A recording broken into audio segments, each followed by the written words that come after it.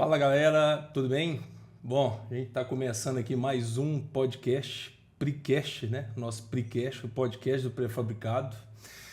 E hoje, antes da gente começar, eu queria pedir para todo mundo compartilhar esse vídeo, curtir, comentar. Então você tem um grupo aí da sua empresa aí, da sua fábrica, manda para a turma, compartilhar o conteúdo. A gente está sempre divulgando conteúdos aí legais aí do setor, do segmento. Acho que é muito importante a gente continuar aí espalhando aí o conhecimento. Bom, e hoje estou com dois feras aqui, grandes amigos meus aqui, Eimar e Igor. Muito obrigado, senhor. É nóis. Pela presença. Tamo junto. É isso aí. Então hoje a gente vai falar um pouquinho aí de manutenção. Essa palavra tão sórdida, né? Que o pessoal às vezes não sabe nem bem o que é. Até arrupia os cabelos do braço. Isso, exatamente. Mas aí, antes de a gente começar a falar, eu queria que vocês contassem um pouquinho aí da trajetória de vocês dois. 1 minuto só. Coisa... Não, tô brincando. Fica à vontade aí, pô. Vai lá, quer começar? Tá. Começa pelo mais forte. Então eu começo. Isso. Então, prazer a todos aqui do podcast. Meu nome é Eimar. Minha trajetória é muito parecida com a do Carlos, todas nossas aqui, né? Tá bem próximo, então... estudei eletromecânica aqui em BH no Cefet, fiz curso técnico, depois fui para engenharia, fiz engenharia mecânica, trabalhei um tempo na área de projeto e depois resolvi ir para a área industrial. Sempre tinha essa vontade porque a área de projetos era muito sazonal e eu acredito, e a indústria é uma função, eu acho que o cargo da indústria muitas vezes ele é multidisciplinar, envolve, por mais que seja manutenção, tem várias outras habilidades ali, soft skills, vamos dizer assim, que a gente precisa aprender, e eu acreditei que na indústria poderia começar. Ter esse conhecimento foi quando a gente foi para a Premo, né? Então, que a gente se conheceu, todos nós aqui, começamos a trabalhar. Trabalhei na Premo um tempo com o pessoal, depois eu fui para outras empresas, fui para a área de refratário, depois trabalhei na Regap, na Petrobras, né? Na Petroquímica, até que depois a gente veio trabalhar a criar as duas empresas aqui, a Manutenção em Ação e a Melvin, para poder ajudar as outras empresas a solucionar os problemas de manutenção que a gente vivia nos últimos anos, né? Basicamente é isso. Seu Igor. Vamos lá. Sou natural de Juiz de Fora. Carioca, né? Então, eu Entendi. dei a pausa para piadinha, né? Isso. Eu fiz técnico também na Federal de Juiz de Fora, técnico em mecânica. Depois fiz engenharia mecânica na Federal de São João del Rei. Pós-mestrado, sempre especialização em manutenção. E a vida inteira eu trabalhei com gestão de manutenção. Então, também comecei já direto na manutenção, mas comecei num projeto, na época eu estava estagiando na Vale, então me deu uma boa bagagem assim, do que a gente usa até hoje, porque foi o suprassumo da gestão naquele momento. Eles estavam com uma implantação chamava Proativo, que era uma forma que eles... arrumaram de padronizar todas as plantas da Vale no Brasil inteiro para fazer a mesma forma de gestão de manutenção.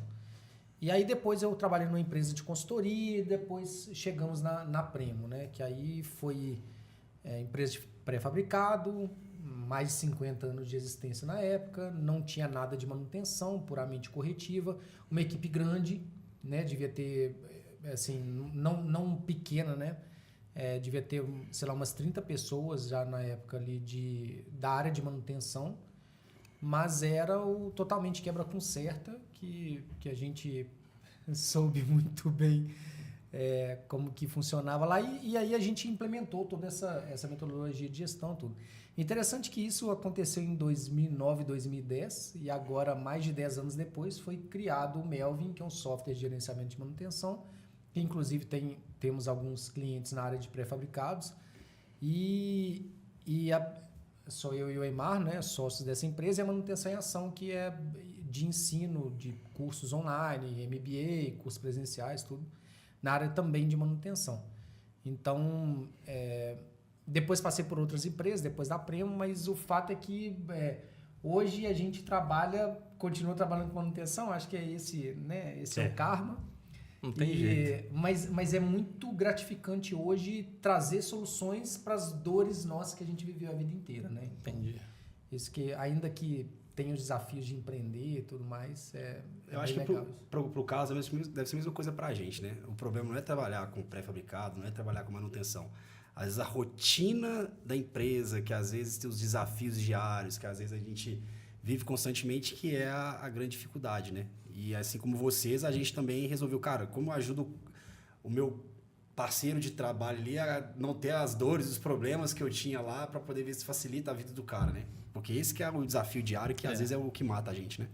E é uma meia gestão, né? Uma meia tipo a supervisão, que não é nem totalmente estratégico, tático, mas tem uma parte do operacional. Então você ainda pega muito no sistema, tudo. Então dói aquela dor de usuário de sistema também. Entendi. Então é esse tipo de coisa que talvez o gerentão não veja, não dói não tanto vive, nele. né? Mas viver uma vida inteira assim já dói, né? Eu queria começar a conversa numa definição, porque às vezes assim, o nosso público é diverso. Então a gente tem empresas de grande porte, de pequeno porte, empresas que estão começando agora.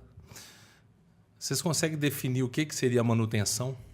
O que é manutenção? Quando a gente fala assim, manutenção, o que é isso? Vamos lá, manutenção deriva de duas palavras em latim, que é manus e tenere, que significa ter à mão, ou manter o que se tem. Mas, na verdade, hoje o conceito está muito mais amplo, né? Então, manutenção não é só manter o que se tem.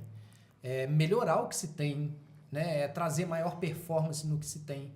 Então, antigamente era de fato, vou manter em funcionamento o meu equipamento. Hoje, o conceito da manutenção é muito mais não somente cuidar da saúde do equipamento, que é diferente de manter o equipamento funcionando, cuidar da saúde dele, mas tirar a melhor performance possível desse equipamento. E aí, melhor performance não é maior produtividade, necessariamente. É uma produtividade que eu ainda continuo cuidando da saúde, mas que eu continuo, né, trazendo a maior produção possível, por exemplo. E previsibilidade também, né? Previsibilidade de parada e tudo mais. E de própria produção. Por que eu estou perguntando isso? Porque tem muita gente que confunde. Às vezes chega e fala assim, quem que é esse pessoal de manutenção? Aí fala, é aquele cara ali que eu ligo e ele vem.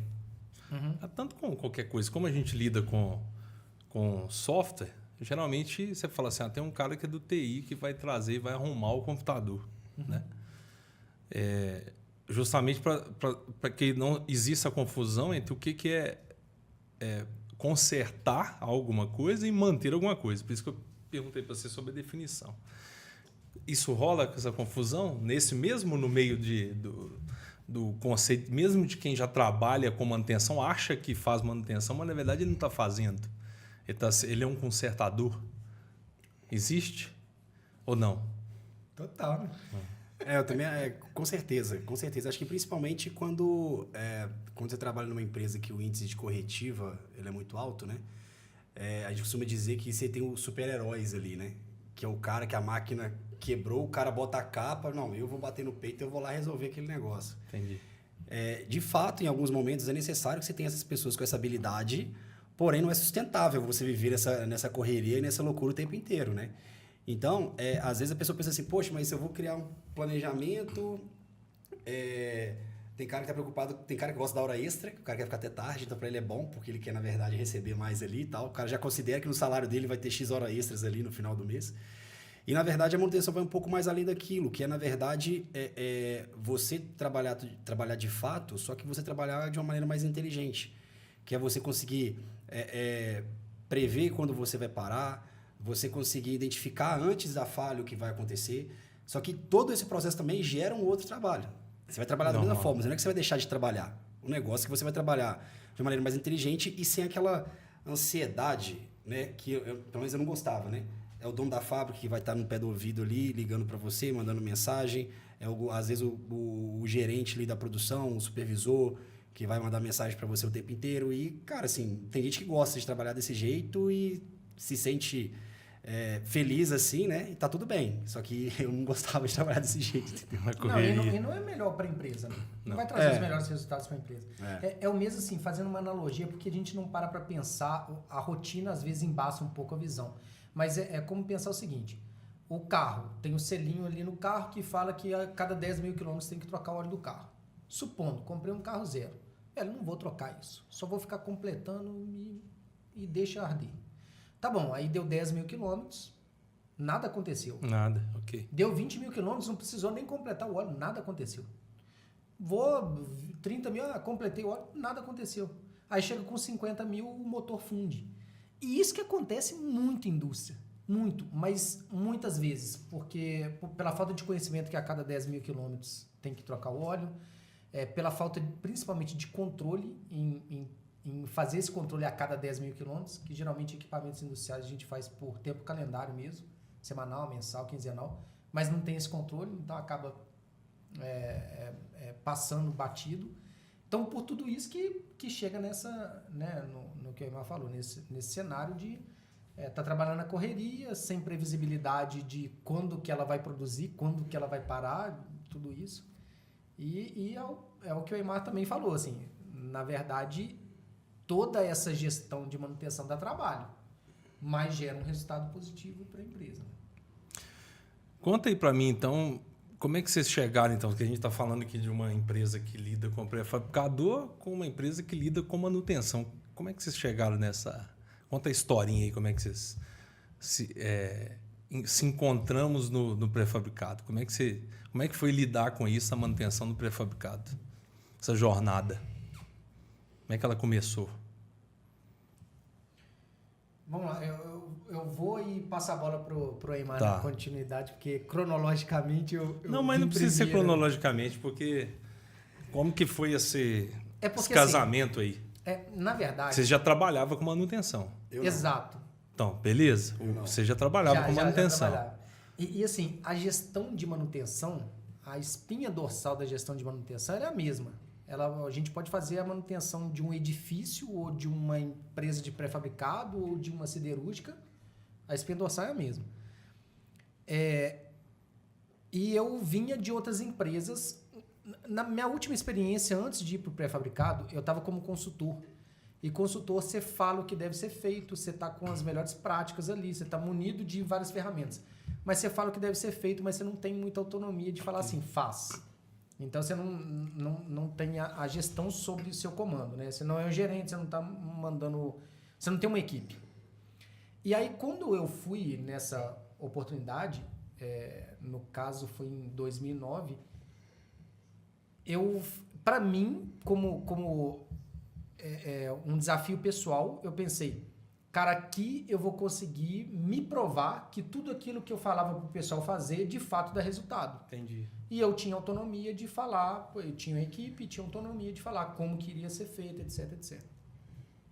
Aí, assim, parênteses para chegar no Eymar foi que, chegando lá, a primeira coisa é montar um planejamento. Não tinha um planejamento. Não tinha nenhum computador na área de manutenção, muito comum, principalmente em pequenas empresas ainda. E aí eu já tinha tudo na cabeça, já chegamos com o cronograma, já estava alinhado com, inclusive, a gerência industrial, com a produção e tal, o que seria feito. E a gente iria construir um planejamento de manutenção, que na verdade são pessoas ali para trabalhar numa parte administrativa da manutenção, mas que organizasse tudo e tirasse o maior proveito de toda a mão de obra e fazer toda a gestão. E aí, pelo tamanho da empresa, da equipe, eu já falei, não, a gente vai precisar de 2 pessoas. E uma a gente pegou internamente da equipe de execução, era o Jonas, que trabalhava na elétrica. Não, vem cá, você vai ser o planejador. O planejador de manutenção, no caso, é aquele cara que provê os recursos. Eu preciso desse material, contratação desse serviço, etc. Então, um cara que tem que ter um conhecimento de área muito grande e tudo. E tinha um programador. A gente separa aqui planejamento e programação. Planejamento provê o recurso, programação coloca numa linha de tempo. Então, o programador é aquele cara que faz o cronograma semanal e sempre está adiantado uma semana à frente, fazendo o cronograma da próxima semana. Sempre trabalhando no cronograma da próxima semana. Que é um cara que não precisaria necessariamente de um conhecimento muito técnico aprofundado quanto o planejador, mas que no mínimo ali fosse da área técnica e tal, e que principalmente tivesse um perfil de entrega, de disciplina de entrega muito grande. Porque se não tivesse, não ia funcionar, o cronograma não ia ficar pronto. Então, na época, eu lembro que eu me preocupei muito mais com o perfil da pessoa do que o conhecimento propriamente dito. E aí entrou o Eimar. Mas foi tranquilo você começar? Tipo assim, eu digo em termos de cultura. Porque a gente está falando de uma empresa que estava lá, trabalhando já há 50 anos, teoricamente, sem ter esse tipo de equipe, e de repente chega lá o Igor lá para poder trazer. Como é que foi essa... Foi muito fácil, né? Foi muito simples. Uma inércia de 50 anos, tranquilo, né? Todo mundo aceitou de primeiro. Porque é um conceito, né? Na verdade, assim, tinha o Carlão. E o Carlão era o cara que conhecia tudo de todos os equipamentos. Que não sou eu. Que não é você. Era o encarregado de manutenção que tinha 35 anos de empresa e eu 27 de idade. Então, eu fui para ser chefe dele ainda, né? E isso já no primeiro dia eu falei assim, putz, sabe assim, cara, isso vai ser um desafio do caralho. Só que ao mesmo tempo, assim, você pode ficar brigando com o cara ou você pode trazer o cara pro seu lado. Pô, o cara conhecia tudo de todos os equipamentos, pra que eu ia brigar com o cara? Muito pelo contrário. Só que você só consegue mostrar às pessoas aquilo que só você tá vendo ainda com resultado. Assim, com a coisa se concretizando. Então, beleza, eu já tinha passado, já tinha visto, na minha cabeça, tipo o Walt Disney antes do parque. Não, na cabeça dele já estava o parque. Pronto, Mas na cabeça de ninguém estava o parque. Então, beleza, eu sabia que funcionava tudo. Mas aí trazer as pessoas foi outra coisa. A primeira coisa que a gente fez foi planejamento. Então, assim, meu primeiro desafio naquela ocasião era: nós temos que dar resultado o quanto antes. Quando você está numa situação assim que é 100% corretiva, você não é falando assim, vamos implantar preventivo, os equipamentos param de quebrar. Não é assim que funciona, continua quebrando. Então, uma coisa que traz resultado muito rápido é você ser mais ágil nas corretivas, porque você já libera o equipamento mais rápido. E uma das coisas que a gente fez foi olhar as ferramentas de todo mundo, olhar caixa por caixa de ferramenta para ver o que o pessoal tinha ou não tinha, etc. E assim, ninguém tinha nada. Então, isso a gente trabalhou bastante. E, em paralelo, o planejamento. Então, eram duas coisas que tinham que ir em paralelo para, assim, corretivo eu estou tratando melhor do que eu tratava antes, porém, a preventiva está vindo em paralelo aqui, já construindo os planos de manutenção, etc, etc, para que a gente faça essa migração da corretiva para a preventiva. Aí, assim, só para passar a bola pro Eimar, para ele falar um pouco da visão dele. Aí que entrou o Eimar na parte da programação. Que aí o Eimar veio... Eu acho que foi a primeira pessoa de fora que a gente trouxe. Depois a gente fez algumas trocas, mas não teve uma pessoa de fora para assumir uma nova posição, a não ser eu e o Eimar. Que eu vim com... O Jonas veio de dentro de casa, né? Já era funcionário. Então, apesar de uma função que não existia diferente, ainda. Ok. Veio de dentro. Eu fui uma posição que não existia ainda e veio de fora, e o Eimar também. Aí o Eimar, enfim, aí vai lá. Assim, pra mim, eu lembro que o Igor me convidou para trabalhar com ele porque eu estudei com a esposa dele, a gente fez curso técnico junto, e aí eu lembro que foi no meu churrasco de comemoração de aprovação do vestibular que foi a minha entrevista de emprego. Entendi. Então, eu lembro que... Sem parar de escolher gente assim. Aí, deu certo, não. Estamos juntos até hoje aí. E aí acabou que eu lembro que ele chegou para mim e fez a proposta e, cara, eu lembro que financeiramente eu não estava trabalhando naquele momento, mas eu tinha uma oportunidade de voltar para a empresa onde eu estava, que eu parei para poder estudar para o vestibular. Aí uma vez que eu tinha passado, precisava voltar para o mercado e aí ele tinha feito uma proposta para mim que inicialmente era menos. Aí eu lembro que ele deu uma... putz, eu não consigo chegar nesse valor, empresa mudando cultura, como que eu já vou chegar? Já estou trazendo alguém de fora, colocar o salário... Eu falei assim, cara, se você conseguir isso aí pra mim, já tá ótimo, porque eu queria uma oportunidade para entrar na indústria e eu sabia que eu não tinha conhecimento. E eu falei com ele assim, cara, se você estiver disponível para me ensinar, eu tô disposto a aprender e eu tô com você lá e beleza. Porque todo o processo foi baseado no perfil, não no conhecimento técnico. Sim. Porque o programador tem que ter esse perfil muito aguçado. Conhecimento técnico não era problema, a gente ensinava e etc. É a segunda preocupação. É a segunda preocupação. E aí acabou que eu lembro que ele falou assim, cara, beleza, ok, mas eu quero que você vá na empresa para você conhecer a empresa, né? E foi engraçado, porque o Igor, ele por ter uma experiência industrial maior do que a minha, cara, foi uma visão totalmente diferente. Então, a primeira vez que ele foi, ele fala assim, cara, eu cheguei lá e tipo assim, putz, velho, tem muita coisa sucateada aqui, tem muita coisa que a gente tem que melhorar, tem muita coisa que não tá boa. E eu já cheguei assim, caramba, vai tem tudo que eu vi na escola, tem aqui e mais sofisticado. Entendi. Entendeu? Então a visão foi um pouco diferente. Mas eu vi ali uma oportunidade muito grande de fato aprender, porque eu acho, assim, na verdade, hoje, eu tava até o Igor contando aqui, aí passa um filme na cabeça quando a gente está sentado aqui, né? Cara, hoje para mim, a experiência mais importante da minha vida empresarial para construir o que a gente construiu hoje veio dessa experiência lá. Com certeza, a minha também. De fato, porque assim, hoje a gente, por exemplo, né, a nossa escola de treinamentos, cara, a gente ensina o que a gente aplicou lá e que em um ano a gente saiu do setor que tinha recebido a não certificação da ISO para a melhor pontuação da empresa inteira de todos os setores na época. E o auditor fez questão de falar assim, destaque para processo de gestão de manutenção. Nós temos o print salvo do e-mail que o RH mandou até hoje guardado. Legal. Com a nota. Comunicado, né, interno e tal. E depois o software é a mesma coisa, sabe? Tipo assim, fui muito focado naquela época. Então, assim,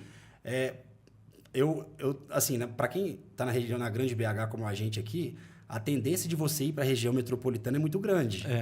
Então, eu praticamente, a minha vida inteira eu trabalhei fora. Imagina, né? Eu já tinha que pegar 2 ônibus, só que eu ainda tinha que ir para Vespasiano para poder trabalhar, que era longe pra cacete, velho, para mim. Não tinha carro, eu tinha que pegar ônibus, eu pegava carona com o Igor na época e tal.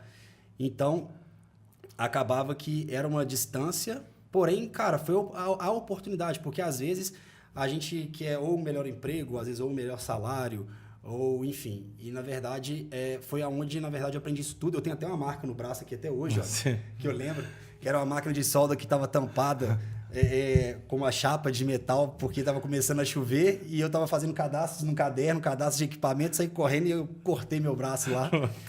E minha filha até hoje falou, papai, que machucado é esse, papai? Que machucado é esse? Então, assim, eu acho que para mim foi muito bom e assim, de certa forma, foi difícil um pouco também, porque que eu acho isso natural muitas vezes na indústria, porque quando você entra num lugar que você não tem conhecimento, a pergunta primeira que acontece é, por que esse cara veio para cá e não subiu alguém para essa posição? Entendi. É uma coisa que acontece muito, né? Com certeza é amigo do chefe, porque o cara veio para cá e alguma coisa do tipo, entendeu?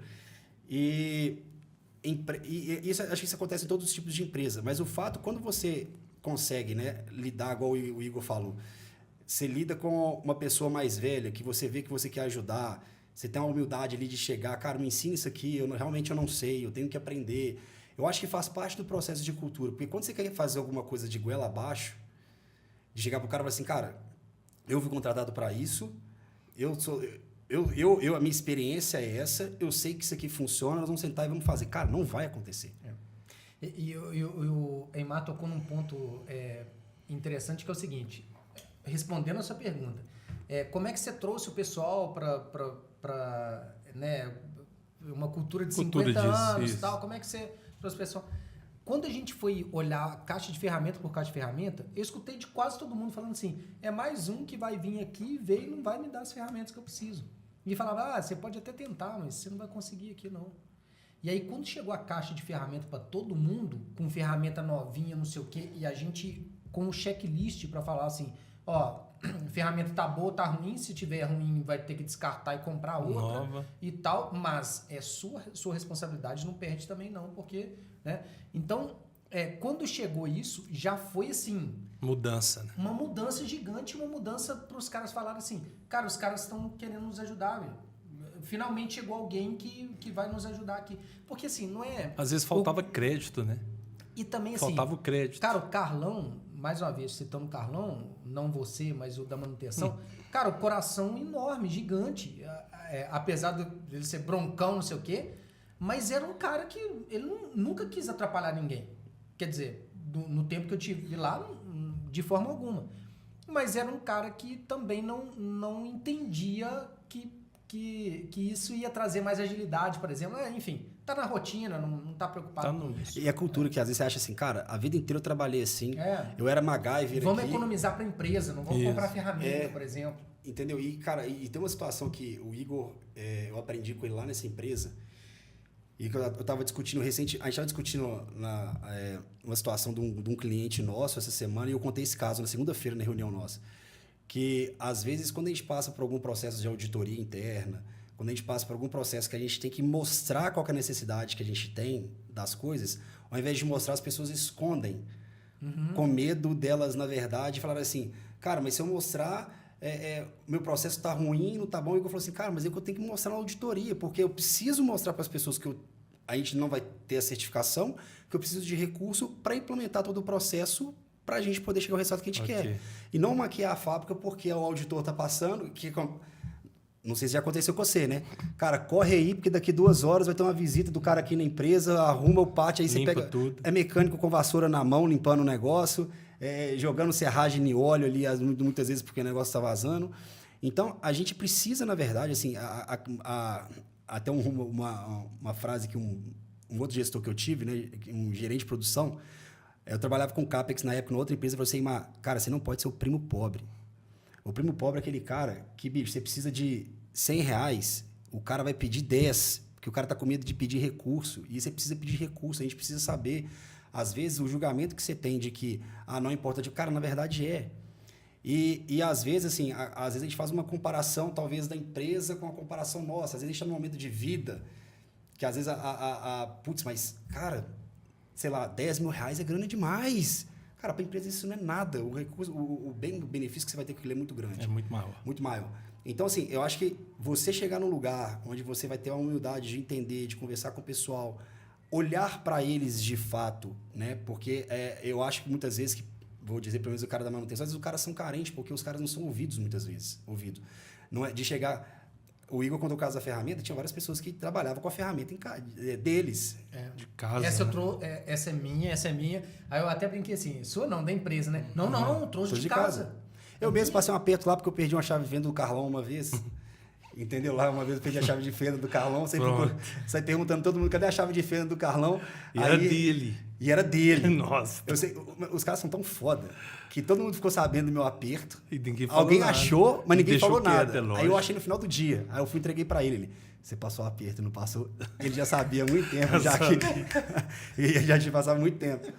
Mas eu acho que o processo é esse. E assim, é claro que quando a pessoa, às vezes, está numa situação que ela vive aquilo ali, cara, a gente tem a tendência a achar que a nossa realidade é aquela, não tem alguma coisa diferente que vai acontecer. Então, é difícil fazer essa alteração de processo, de aceitação. Mas se você não trouxer o time, né? A gente fazia os DDS lá, cara, a gente começou a conscientizar o pessoal. Cara, por que é importante você preencher a ordem de serviço? Cara, quando você vai no hospital, o cara não pede o seu histórico do que você tem, se você tem algum exame. Cara, o equipamento é a mesma coisa. Qual que foi a última vez que você fez? Qual que foi a última vez que você mexeu? Mas também tem um negócio nisso que o Eymar tá falando. A gente começou pelas pessoas que estavam mais abertas. É isso aí. Para fazer um efeito manada nas que estão mais fechadas. Ou seja, tem 20 pessoas lá. 15 fazem, 5 não, as 5 ficam incomodadas. Fala assim, só eu que não tô fazendo? Deixa eu fazer esse trem. Entendi. Entendeu? Então, tem isso também. A gente colocava o cronograma, não sei se você lembra, do lado de fora da sala, em A1, né? Era. E pregado na parede. E eu falava assim, cara, eu não tô vendo nada rabiscado no cronograma, velho. Rabisca lá, dá ok e tal. Aí, ok. E aí, de um determinado cara que tava no project, então tinha uma faixa assim, com a mesma executante, sem nada. Aí o cara ficava incomodado. Então, por exemplo, o Eduardo, que era mecânico de autos e industrial, excelente mecânico. Mas, velho, o cara tinha mais de 50 anos de carteira assinada e nunca tinha preenchido uma ordem de serviço na vida. Então, ele foi o último dos últimos. E o que eu tinha pra falar com o cara, velho? O cara é excelente, uma humildade, uma educação, não sei o quê. Então, assim, eu não vou ficar brigando com o cara porque o cara não preenche a ordem de serviço. Mas a gente vai de um lado, de outro, cercando até o cara falar assim, não, velho, todo mundo faz, é bom, tá me ajudando, então, pô, vou fazer. E um ponto que aconteceu também, que assim, me perguntaram recentemente, Neymar, como que eu faço para poder estimular o meu time a fazer, por exemplo, a preencher as OS e tudo mais? Uma coisa que a gente fez lá, cara, é começar um elogio sincero pra galera no DDS, velho. Todo mundo quer ser reconhecido pelo seu trabalho. Lógico. Entendeu? Todo mundo quer de alguma forma. E, cara, se ser elogiado na frente do seu time inteiro. Então, tipo assim, a gente não chegava lá e não falava mal da galera. Mas, galera, eu queria destacar hoje, tá? O fulano de tal e o fulano. Semana passada eles preencheram todas as ordens de serviços. Eles marcaram lá no quadro também. Isso ajudou a gente nisso, tal. Mas mostrar também o motivo pelo qual isso é importante. Exatamente. Graças a isso, a gente conseguiu isso. Resolver. Porque se não tivesse isso, a gente não conseguiria. Entendi. Tipo, a manutenção tá boa ou tá ruim? Cara, ninguém vai saber se não medir, se não mostrar por indicadores. Então, o repasse também do elogio que fez a mim, como representante da manutenção, muitas vezes pela operação, tudo, eu repassava e falava assim, isso só é possível os caras elogiarem porque a gente está medindo, porque a gente isso, aquilo, e é mérito de todo mundo aqui. Tem uma situação, porque a gente está falando de uma empresa que fazia no mês aí 3 mil, 4 mil metros cúbicos de concreto, né? Aí eu queria pedir para vocês o seguinte, a gente tem clientes de vários portes. Tem empresa que faz 4, 3, 2, 1.000, 500, 200. O que vocês dariam, por exemplo? Minha empresa está agora aqui, não tem nada. Por onde que eu começo? Eu entendo que é importante eu ter um equipamento bem mantido, ter uma disciplina de manutenção, mas eu não sei de nada, eu quero começar agora. Por onde que eu começo? Vou começar com um caso que aconteceu. Tá, legal. Eu lembro que eu estava fazendo a listagem, né, dos equipamentos. E aí eu cheguei pro Igor lá e a gente numerou, eu não vou lembrar exatamente o número, eram 54 máquinas de solda. Isso. E aí o Igor falou assim, cara, vou fazer um teste aqui, vou perguntar ao pessoal aqui da manutenção quantas máquinas de solda que eles acham que tem na empresa. Fui no Carlão. Quantas máquinas de solda? Ah, tem muita aqui, deve ter umas 22 máquinas de solda aqui. Ia pro outro, deve ter umas 25 máquinas de solda. Ninguém chegou perto da quantidade de máquinas de solda que tinha. Então, o primeiro ponto, assim, para mim, assim, que a empresa tem que identificar seguindo até a metodologia que a gente fez lá, cara, quais equipamentos que você tem? E criar um cadastro de equipamentos, velho. Que separar as áreas da empresa e separar os equipamentos. O que é que você tem? O que você tem que dar manutenção? Então, para mim, esse é o primeiro grande passo. Porque se você não souber com o que você está lidando, qual o equipamento que é crítico, qual que para seu processo, ou então qual que influencia na qualidade do... Vou dar um exemplo, assim, né? A ponte rolante era muito importante pra gente. Cara, uma ponte rolante quebrasse era o caos da empresa. Se você não tivesse, por exemplo, um cara que desse manutenção no mangote lá vibratório lá, né? Pra tirar as bolhas, né, do concreto e tal. Pra vibrar o concreto. Cara, a qualidade ia chegar em cima da gente. Ou a bomba de proteção, por exemplo, para poder esticar o cabo lá na pista na época. Da cordoalha lá. Então, assim, então a gente primeiro tinha que identificar quais esses equipamentos e qual que era mais crítico para ver, cara, qual que vai ser a importância que eu vou dar para aquele equipamento. Então, eu acho que seria o primeiro passo que a gente daria hoje, que é independente da empresa, tá? Em termos de profissional, assim, aí a gente está falando de 3 níveis, tá? Vamos separar em pequeno, médio e porte. Fala assim, eu tenho uma grande empresa, qual que seria o primeiro profissional que eu contrato? Eu tenho uma empresa de médio porte, eu tenho uma de pequeno porte. O que eu posso... Eu consigo terceirizar aqui ou não? Tem que ter alguém? Como é que... Vamos lá, o Eymar falou mais na metodologia e no passo a passo no que fazer. Mas depois a gente volta nessa aí também. Tá, vou falar mais... eu queria vou falar mais do tamanho da equipe e tal, e distribuição. Imagina o seguinte, hoje tem muita aí os aventureiros aí que fazem a cerveja caseira, por exemplo. Okay. Quem gosta de cerveja e tal. Cara, é na cozinha mesmo e tal, e o negócio ficou um pouco mais sério e criou alguns cilindros ali, alguns barris, não sei o quê, que de tempo em tempo o cara vai e liga para um cara que vem, lubrifica, cuida da parte elétrica, cuida da parte mecânica. Então imagina um cara começando uma empresa de pré-fabricado, tá fazendo alguma pouca coisa ali, que com uma betoneira mesmo e com... Tá bem caseirão ali, mas está começando o empreendimento dele.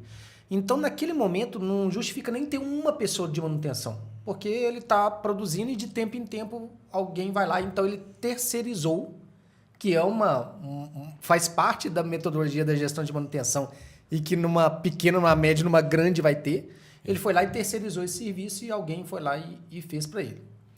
Como ele está preocupado em fabricar o pré-fabricado dele ali e é pouca coisa, ele não é o cara, 99% de certeza que ele não é o cara da manutenção, ele não vai entender disso. E ele vai entender quando o equipamento quebrar e atrapalhar ele a produzir. Beleza, aí ele chama o cara vai lá e arruma paliativamente na maioria das vezes, porque ele tá interessado em produzir. Então arruma rápido aí, velho, que eu preciso produzir. Não vai ter um entendimento de eu vou demorar um pouco mais, mas vai levar muito mais tempo para quebrar de novo, como se fosse isso. Okay. Tá bom, então ele não tem equipe de manutenção, 0. Tá bom, cresceu um pouquinho, mas ainda uma pequena empresa. Aí, de repente, justifica ter um cara de manutenção para, pelo menos, fazer essa gestão de ligar para quem, para saber onde que compra o quê, para falar, para ter um mínimo de conhecimento, para falar assim, cara, isso daqui é um motor elétrico, o cara da produção não sabe. Então, assim, e não só isso, mas, naturalmente, no crescimento e na expansão da empresa, vai precisar de compra de equipamentos. Quem que vai comprar? O cara da produção muitas vezes nem entende. Então, ter uma pessoa de manutenção que seja um eletromecânico ali, nível técnico, não estou falando de... ele vai ter um mínimo de conhecimento que é mais do que a operação. Então, tá bom. Pequena empresa, então, muitas vezes não vai ter um planejamento. Vai ter uma área somente de execução. Porém, não tem nada de errado nisso, tá? Porém, se não tiver, para começar, o cadastro dos equipamentos, ele não sabe nem o que ele tem lá. Então, ele não vai conseguir ter um mínimo de controle. E se a gente está falando de manutenção preventiva, é falar que eu vou atuar no equipamento antes dele quebrar. Da forma que for. Estou generalizando ao máximo aqui. Preventivo, eu vou atuar no equipamento antes dele quebrar. Qual que é a grande vantagem disso? Se você é da produção, eu consigo ter uma maior previsibilidade de falar assim, ó, uma vez por mês eu vou parar esse equipamento durante um dia, por exemplo, dou uma manutenção total nele. Aí você conta lá no seu planejamento de produção que você vai trabalhar 29 dias e não 30 dias, por exemplo. Beleza. Partimos para a média empresa. A partir de quanto que é necessário um planejador, uma pessoa administrativa, e a partir do quanto eu preciso de uma liderança? A resposta é praticamente a mesma. Se tiver umas 5 pessoas ali, beleza, ainda pode ser que não tenha um líder. Mas, cara, começou a crescer um pouco mais que isso. Se não tiver uma liderança para organizar essa equipe de 5, 6 pessoas, vai ficar bagunçado o negócio. Então, o planejamento é a mesmíssima coisa. E aí, você pode ter uma transição com um cara que é líder e planejador, porque a demanda não é tão grande assim de planejamento. Então, eu julgo que numa equipe de pouco menos de 10 pessoas, já precisaria de um líder que faria as duas coisas ali. Parte ele está no administrativo, criando as ordens de serviço, parte no operacional, dando os recursos. Mas é o cara que vai dar os recursos. E que, no final das contas, o planejamento é para dar recursos para execução do mesmo jeito. Okay. Agora, passou de 10 pessoas, aí pode pensar bem em ter pelo menos um planejador e um líder. O líder para ficar em campo mesmo, para ficar por conta da equipe, e o planejador para ficar por conta mesmo na sala em fazer a interface com suprimentos, na compra de materiais. Isso gasta muito tempo. Muitas vezes assim, cara, nós vamos precisar trocar a gacheta da bomba tal. Você não tem nada, você não tinha nem a bomba um mês atrás cadastrada. Então, você não tem. Então, volta lá no arquivo, o que tem de catálogo, não sei o quê. Cara, não tem nada. Liga para fornecedor, Qual que é o fornecedor? Putz, não tem essa bomba. Tá aqui a plaquetinha, não tem nem fornecedor, ela é antiga, não sei o quê. Qual que foi a última compra que foi feito? E aí a gente vai quase com um trabalho de investigação para saber qual que é aquela gacheta. Entendi. Então, toma tempo do cara. Aí o líder deixou de liderar a equipe e deixou de... Então, precisa de 2 pessoas, de fato. Aí, assim, por exemplo, lá, foi muito no meu sentimento. Falar assim, cara, precisa de 2 pessoas para o planejamento. Por quê? Porque, na minha cabeça, um planejador, ou seja, eu consigo preencher 40 horas semanais facilmente de um cara só provendo recurso aqui. E eu consigo preencher as horas, 40 horas, facilmente de outro cara que é programador, que não somente vai fazer a programação, mas ele vai encerrar todas as ordens de serviço que veio da semana anterior também. E da semana corrente vai encerrando as ordens de serviço e vai preparando as próximas. Levando os indicadores, porque fazia no Excel também, para poder levantar isso tudo. Então, no final das contas, que eu acho que é melhor... Com o meu isso é mais rápido, né? Muito mais rápido. É muito mais rápido. Entendi. Depois a gente não faz Excel não, pô. Não, depois a gente... Pode fazer no Excel e fazer o upload pro Melvin. Essa é uma das facilidades. Não tem problema nenhum. Mas assim, E assim, a gente está falando muito mais por orgulho do que por qualquer vaidade, tá? Claro. Qualquer ego. Mas assim... Que é sofrível. Pô, a gente sofreu lá e assim, a gente tem o maior orgulho da ferramenta que a gente criou por todas essas facilidades. Claro. Mas assim, eu vou deixar a parte da metodologia pro Eymar pra gente se dividir aqui. Mas o fato é que, no final das contas, principalmente cargos de planejamento, de liderança, vai muito no sentimento de eu preencho 40 horas com a necessidade dessa função. Então preciso de uma pessoa. 40 horas semanais. Então preciso de uma pessoa.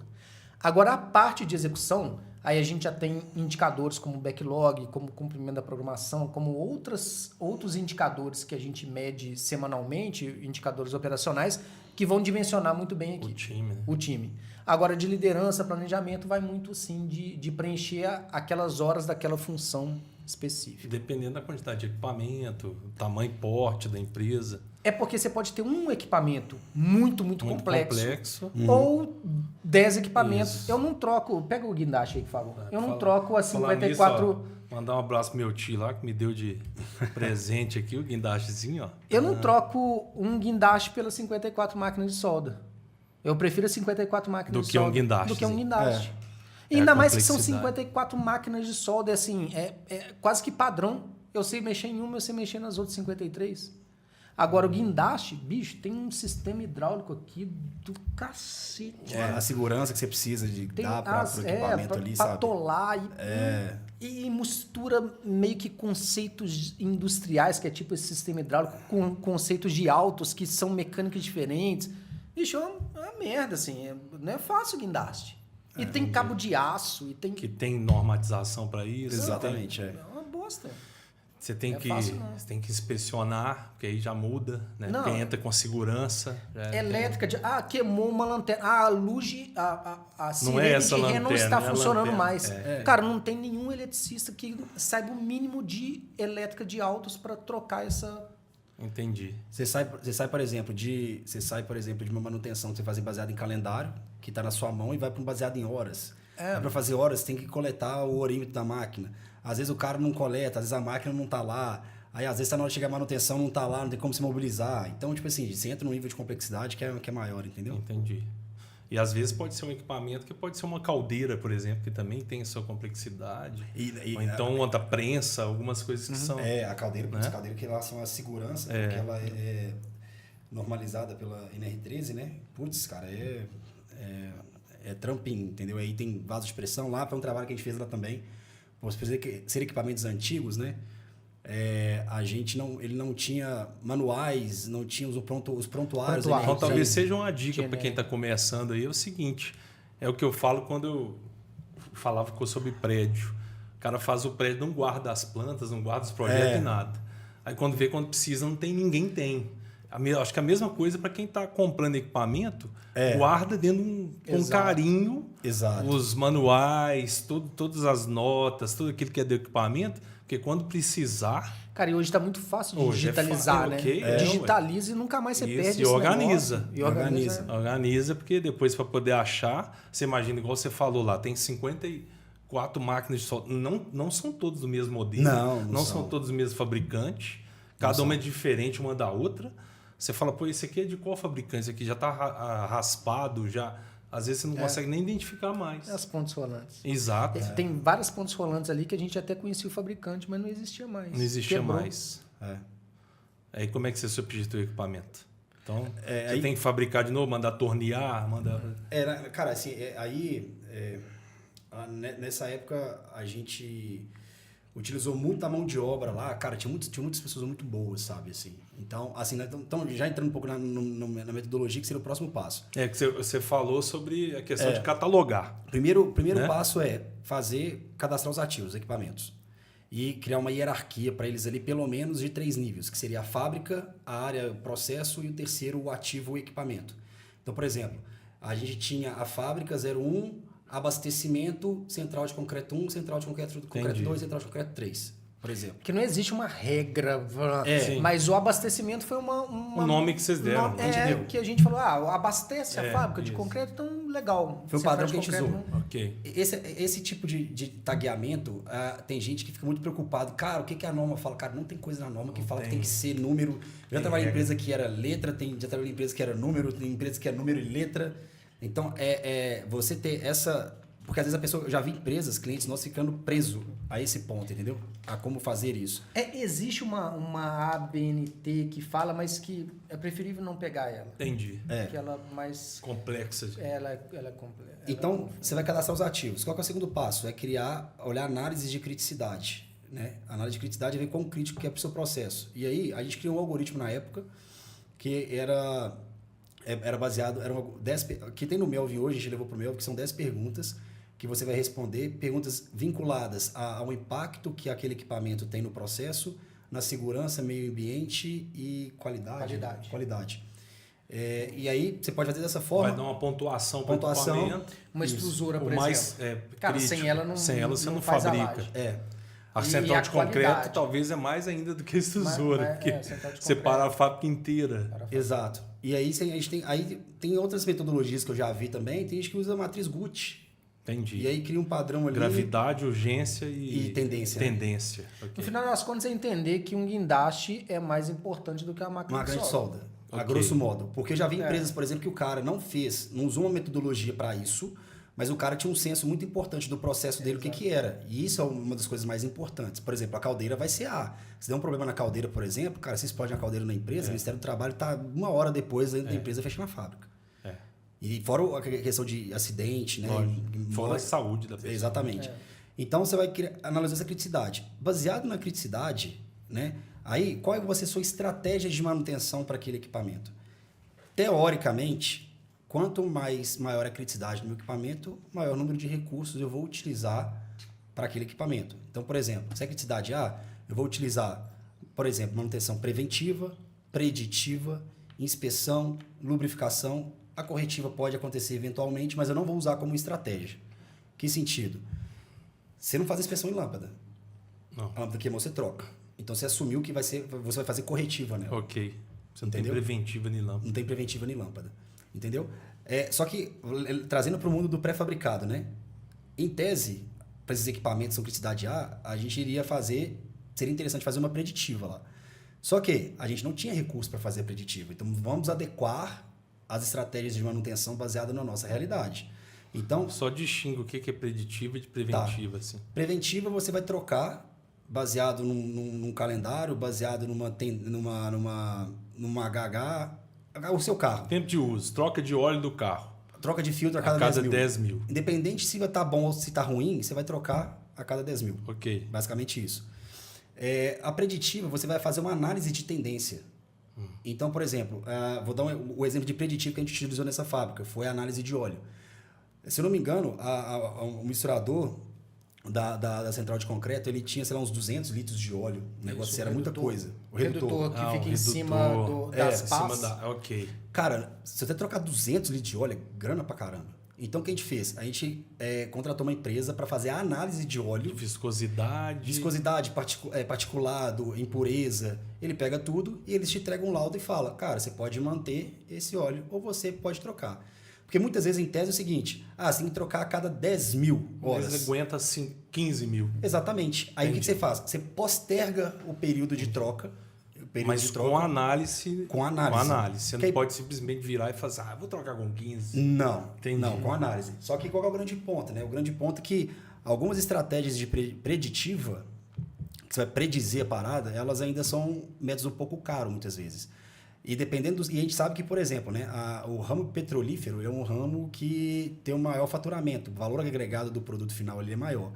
Pelo faturamento ser maior, você tem mais condições de investir em técnicas como essa. Okay. Então, vai ter segmentos, por exemplo, pré-fabricado, que você já não vai ser tão difundida a preditiva, porque, às vezes, culturalmente, ou por questões também de custo, vamos dizer assim. Entendeu? Mas esse é um bom exemplo que o Eymar deu de nem parar para pensar, para fazer conta de custo-benefício. Porque, imagina lá, e aí o público aqui de pré-fabricado vai entender bem. Você tem um misturador, e as pás ali tem um redutor em cima, de uma forma ou de outra. Por exemplo, lá a gente tinha central 1 e 2, que eram completamente diferentes, né, nessa parte, mas que tinha um redutor em cada um. Pô, processo extremamente agressivo em relação a pó, sujeira, o cacete A4 ali. E a análise de óleo, ela não fala somente como que o óleo está. Como que o óleo está é uma ciência chamada tribologia. Agora, como que as engrenagens lá dentro estão é a ferrografia, que também no óleo começa a vir particulado de metal. Ou seja, não tendo atrito. Cara, redutor é um negócio para não se abrir. Para não se abrir. É um componente para não trocar e nem abrir. Entendi. Se não tem problema, você bota problema na hora de montar. É tipo o carrinho que você desmonta e depois você não consegue montar. Exato. E, assim, sobra peça. E Foi também isso aqui da onde? É muito grosseira. Fácil você colocar materiais contaminantes lá dentro. E redutor, assim, trabalha o engrenamento trabalha numa folga centésimos de milímetro. O ângulo dos dentes da engrenagem, tudo foi dimensionado para aquilo. Enfim, então apesar de ser um elemento que na indústria trabalha em ambientes agressivos, tem uma engenharia muito grande lá dentro que tem que ser preservada. De precisão. Incrível. De precisão. Ou seja, cara, ali está o coração que você falou. Ali está o coração. Tem 200 litros de óleo aqui. Cara, e a gente tinha um vazamento no redutor da Central 2 quando eu cheguei. Nossa. Que a primeira grande parada que a gente fez, assim, de pegar um final de semana prolongado e a equipe inteira, foi no redutor da Central 2. Falei assim, a primeira coisa que a gente tem que ver nessa fábrica aqui, tem algumas coisas, tá? Mas central de concreto, subestação. Quando que foi a última preventiva de subestação? Bicho, nem tem. Então vamos fazer para ontem. Porque se parar, para a fábrica inteira. É isso aí. Eu não sei como é que tá, eu vou descobrir agora. E tinha um vazamento nesse redutor. Isso foi a minha maior preocupação, tecnicamente falando. Tem a chinel, isso, tem aquilo, tem extrusor. Velho, beleza, tudo isso. Sem concreto. Arruma. Agora, esse redutor aí, se a gente ficar sem ele, nós estamos full. A gente não acha engrenagem para trocar engrenagem. Entendi. É o redutor inteiro. E é uma facada que é quase que é o preço da Central. E não é supermercado. Você vai no supermercado ali, você vai e compra. Não vai. E são coisas muito específicas. Entendi. Tem disso também. E trocou? Aí a gente teve que... Inevitavelmente, por ter um vazamento, a gente teve que abrir ele. E já que abrir para trocar o retentor... Troca tudo. Não troca, mas abrir para ver a condição. Aí foi num ambiente que não tinha produção, não tinha pó nenhum. A gente tomou todos esses cuidados, tiramos tudo, limpamos tudo, fizemos um trabalho assim bem, bem fino e para nos resguardar de que, cara, o redutor tá bom pra cacete. Não tem Aí a gente já trocou todos os rolamentos, porque, abriu, já vão fazer tudo o que precisa fazer. Entendi. Fechamos, nunca mais deu problema. Então, Entendi. deve estar lá. Deve estar lá. Tá certo. E aí, assim, então, aí você vai ter mais estratégias e aí você vai criar o seu plano de manutenção, né? Então, assim, definir o que eu vou fazer, por exemplo, vai ser preventiva, inspeção, lubrificação. Por exemplo, não vou usar preditiva, somente casos específicos. Você precisa criar o seu plano de manutenção. Que vai ser o quê? O que eu vou fazer no meu equipamento de tempos em tempos? O que eu vou verificar? Porque, primeiro, né? Se eu te pedir para ir no carro, olhar algumas coisas no carro, você vai fazer uma inspeção. Se eu for, pode ser que eu vou olhar outras coisas. Que o Igor vai fazer, eu vou olhar outras coisas. Você precisa padronizar o processo e olhar coisas que você, de fato, vai utilizar ali. Vai executar. E aí, eu gosto de dizer que... mas como que eu faço um plano de manutenção? Eu vejo 3 formas que tem de você fazer. A primeira forma que você tem é pegar o manual do equipamento e pegar as informações que está lá. É o primeiro grande passo.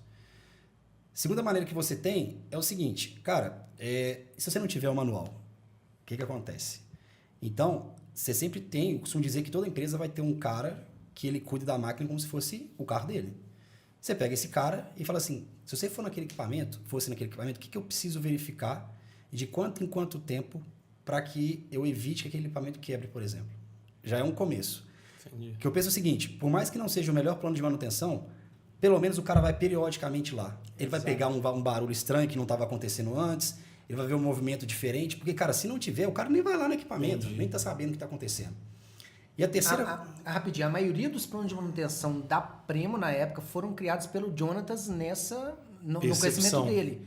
Porque pega uma ponte rolante, por exemplo. Não tem motor redutor para acionamento do movimento de translação, motor redutor para o movimento do carrinho, do trolley, e motor redutor para para o içamento da carga, do cabo de aço. Ok. Então, acionamento em si não é um negócio que precisa ir no manual necessariamente de equipamento para ver. É um negócio de praxe. A gente sabe o que precisa fazer no motor, o que tem que ver no redutor, coloca lá, né, um checklist, avaliar isso, possíveis ruídos anormais, medir a corrente das 3 fases para ver se está ok, se está ventilando bem, se não está obstruída a letra do motor, se tem vazamento. Então, assim, não é coisa de outro mundo e é coisa de praxe, assim, que a grande maioria vai conhecer, vai saber falar. Exato. E o terceiro passo que eu acho que é o melhor, que eu falo com o pessoal, é o seguinte, é você unir os dois. Porque se você vai comprar uma ponte rolante, sei lá, uma Demag, por exemplo, você vai comprar a ponte rolante, eles vão entregar a ponte rolante para você, mas não é assim, a ponte foi para você. A ponte rolante, na verdade, eles vão olhar a capacidade, vão ver o vão ali, no galpão e tal. Cara, mas essa ponte rolante, por exemplo, de uma Vale, pode ser vendida, por exemplo, na Fiat. Ok. Agora, o ambiente que a ponte trabalha na Fiat é o mesmo da Vale? É diferente. Ok. Então, eu acho que você tem que levar em consideração muitas vezes isso. Cara, beleza, eu tenho que fazer isso tudo aqui, mas às vezes na Vale eu vou ter que aumentar a periodicidade que eu vou ter que fazer essas atividades, porque o ambiente ele é mais agressivo do que o outro, entendeu? E aí... Há empresas que tem gente que é litoral. Exato. A indústria toda cheia de metal e sua fábrica está no litoral. A corrosão... Você sabe o que vai acontecer. E assim, aí eu sei que assim, quem for da área de manutenção que está ouvindo, mas eu já ouvi dizer que você pode utilizar RCM, você pode utilizar outra FMEA para poder criar. Cara, de foto pode. Só que, cara, o seu mato está tão alto para você poder cortar, que se você fizer esse básico, que foi o básico que a gente fez lá atrás, naquela época, já vai resolver boa parte dos seus problemas. A gente fez esse ponto e o que a gente falava com o pessoal é o seguinte, cara, vai na máquina e toda vez que você for lá, revisa isso aqui e acrescente um item que você achar que julgar necessário de acrescentar. Detalhe. Melhora o checklist. Né? Isso que fala. Olha como é que promove a melhoria contínua do processo, né? E outro ponto, você está trazendo o cara pro time, velho. É o cara do seu time que está criando o plano de manutenção. É o cara que está vendo, você está confiando nele um trabalho de melhoria da empresa. Você está trazendo o cara para dentro da mudança cultural também. Entendi. Então isso é bastante importante. Ah, beleza, mas o plano de manutenção já está excelente, está muito bom. Então tá bom. Então agora vamos começar. Cara, qual ferramenta que o cara vai ter que levantar? Porque se o cara for para uma ponte rolante, por exemplo, o cara vai subir com a caixa de ferramenta dele, ou ele consegue separar antes a ferramenta embaixo. Então assim, é um negócio que sempre vai ter algo que você possa melhorar, né? Entendeu? Mas começando nessa etapa assim, é o mais importante. E uma vez que você criou o plano de manutenção, a gente cria o que a gente chama de plano de 52 semanas, você colocar tudo num calendário para que possa ser visível, né? Eu posso chegar para você do PCP, por exemplo, e falar assim, Carlos, na minha previsão de manutenção, eu vou ter que parar os equipamentos X na semana 40. Eu posso parar, tá ok? Ou às vezes vou ter que negociar alguma coisa com você, jogar para frente, jogar para trás. Entendi. Então esse é o ponto. E aí é onde que o Igor tem uma frase que eu acho sensacional que ele fala, que é o seguinte, beleza, aí vou começar a trabalhar, né? A rodar o plano, ver as inspeções, que eu vou começar no equipamento antes dele quebrar. Cara, aí que o seu visor de óleo que tá sujo, você vai começar a ver o que tá acontecendo, como tá a sua fábrica, que é o seu backlog. Porque até então, às vezes o cara pensa assim, não... Tá tudo funcionando. Tá tudo funcionando. Cara, mas tá tudo funcionando porque você não sabe dos problemas que estão acontecendo, tá tudo oculto. Então, até uma gráfico característico, e assim, a gente utiliza hoje o nosso sistema para controlar as demandas da empresa, do software, dos clientes, melhorias e tudo mais. E nós temos um gráfico de backlog. Então, quando a gente migrou, que a gente passou para o sistema isso, existe uma curva característica do backlog, que é igual para todas as empresas que estão implementando um processo de planejamento e controle de manutenção, que é um crescimento acentuado e que depois ele tende a dar uma estabilizada num valor, entendeu? Só que é por quê? Não é porque o seu processo está ruim, é porque agora você está vendo o que você não estava vendo antes. Entendi. Agora apareceu. Só para contextualizar do visor, é que assim, backlog é um conceito de o que está em aberto para ser feito. Quais são as atividades que eu preciso fazer? Já é necessário fazer. Supondo, fechei a fábrica inteira, não está produzindo, o que eu tenho para fazer? Tem isso, aquilo. Então é como se fosse um balde furado, imaginando que a água que eu estou enchendo o balde, ela é a quantidade de serviço que eu tenho, é uma meia hora que eu preciso executar. Claro. Só que eu tô o tempo inteiro entrando água porque os equipamentos estão se deteriorando, estão desgastando. Mas o tempo inteiro a gente está dando vazão àquilo também, porque a gente está fazendo novas ordens de serviço que estão sendo executadas. Então, balde furado. Quando o Eymar falou assim do visor, é porque, na verdade, você acha que o balde está com um pouquinho de nível, água. tá pouco, mas na verdade é o visor que você não está vendo, aquele visor, Entendi. sabe, do redutor tá sempre tem um sujo. nível. Tá sujo, você não está vendo o nível ali, na Entendi. verdade. Então, a inspeção ajuda demais no primeiro momento a ver tudo que você precisa fazer. Entendi. E ver tudo que precisa fazer, por mais que o indicador fique ruim, é muito bom, porque aí você traça as estratégias melhores. E não vou falar na maioria dos casos, mas em muitos casos, a galera esconde, porque o indicador fica pior. Entendi. E, na verdade, é o oposto. O indicador tem que ficar não melhor ou pior, ele tem que ficar real. Existir. Ele tem que Tem ficar que ser real, real. Que aí sim a gente sabe o que fazer. Uma das estratégias que a gente trouxe foi do backlog, lá na época, de reforma das pontes rolantes, que foi sensacional. O que a gente fez? A gente controlava ainda no Excel e organizamos em ordem decrescente, agrupado por equipamento, onde que tinha as maiores cargas de trabalho em homem-hora. Velho, eram as pontes rolantes. Mas Então, tinha... e dava corretivo o tempo inteiro. Entendi.